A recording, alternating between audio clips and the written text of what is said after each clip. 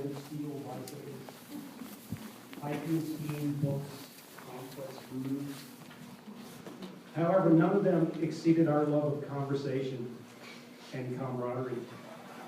Even though we worked in the same building and for the last few years lived in the same town, our schedules were so divergent and our family lives so busy that we mostly saw each other on rides. Occasionally big, well-planned rides through the notches of the White Mountains, but usually the weekly staples.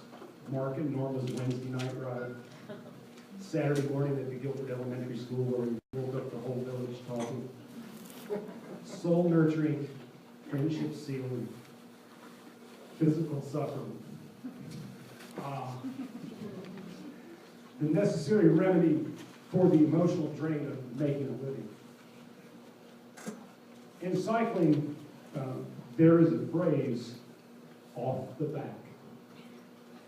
Now, at his memorial service, we probably should bring this up. It pertains to one's proximity to the lead group on the bike ride.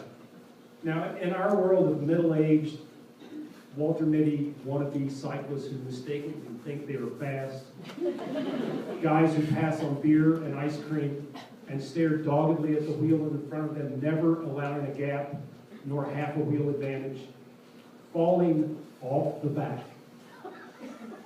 is an intolerable and shameful position. Let's just say Drew took a more pragmatic approach. He elevated riding off the back to an art form, a special position demonstrating more courage and tenacity than the rest of us could ever hope to possess. He rode with fewer miles in his legs than most of us. He rode mornings after all night in the emergency room. He certainly had the strength and skill to ride on the baseline. I've seen him do it when it suited him. He often rode off the back because he liked riding off the back, because he understood the experience of riding the bike far more than the rest of us. I know this because I would join him regularly. Newton's fourth law, you didn't know that before, is that when the road goes up, the fat boys slide back. This afforded me some wonderful Drew time. Conversations, easy breathing, and looking around. Absolutely magnificent. And now, irreplaceable. One such time was a long climb on the Blue Ridge Parkway this past spring on our Virginia trip. Drew, being Drew, was in full-on Drew mode. I think we know. Everyone in this room knows. And he was carrying a huge backpack, like he was on an overnight trip. As I slid back to his position, I was like, "Drew, dog," my standard greeting for him. "What's up with that backpack? Are you planning a summit attempt somewhere?" This is the South. Our 4,000-foot notches don't have tree lines or snowfields. Now you outweigh me. What's in there? He said, "You know, dog, food, clothing, stuff." I was like, "Dude, I know this is Appalachia and you might be a little worried, but we do have convenience stores." We laughed so hard I rode off the shoulder and almost hit a rail fence.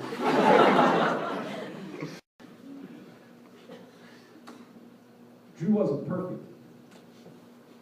And I gotta say, 3 different occasions he practically ruined my life. One is, he participated in the very first Belknap jersey we made because he loved the Escatel team, which had that super bright orange that only he had the stones to wear. And he recommended that as a color for our first jersey. And we talked about a bike racing phrase that says, "Pain is weakness leaving your body." And we decided we put it in French, and forgetting the phrase, Drew speaks French and reads French. and I'm a stupid hillbilly. I went to the internet and got a Battlefish translation. Had the whole jersey printed. Showed it to Drew, and he said, and I said, what do you think? And he goes, oh, well, what about the back? And I said, well, you know, it says what we said it was going to say. And there it was in French. I forget exactly, but it's La Dolor,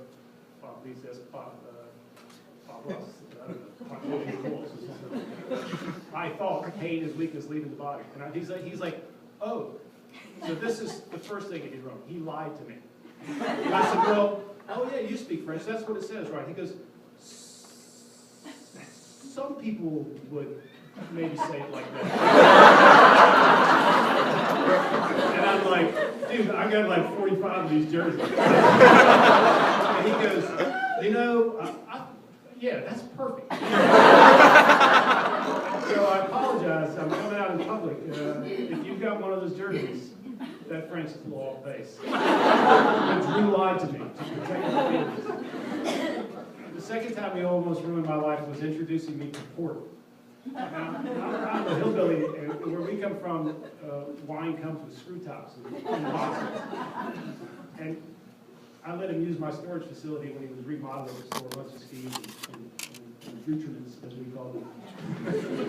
And he rewarded me with a bottle of port. I mean, really nice port. I had to look it up to see about accentuated wax-covered corks and old rubber containers. And when I tasted that, I didn't even share it with my wife. And I've been afraid to buy a second bottle because it's so wonderful. And he practically introduced me to the life of alcohol. I managed to stay away from it, and I'll never drink it again. And the third thing that he did that almost ruined my life was in the Virginia trip this year. He was on a true trip in Virginia with dragging the family along and everyone else, looking at schools and sending me texts 3 times a day, play-by-play updating his drive. He arrived at my house having never met my brother in the home place. And he stayed up with 2 of my friends and my brother until the wee hours of the morning talking and drinking Southwest Virginia's finest home brew. And the next day my brother said, "Drew guy is fantastic. He's much better than my brother." So he supplanted my place in the family.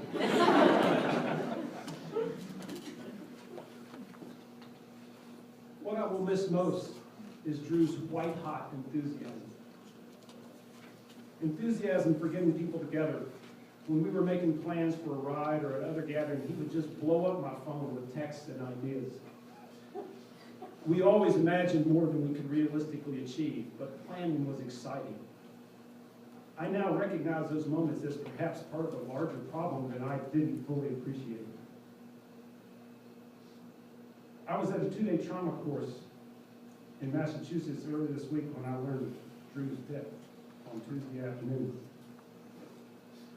The storm of emotions I experienced were likely the same felt by most of you in this room, some even more than us.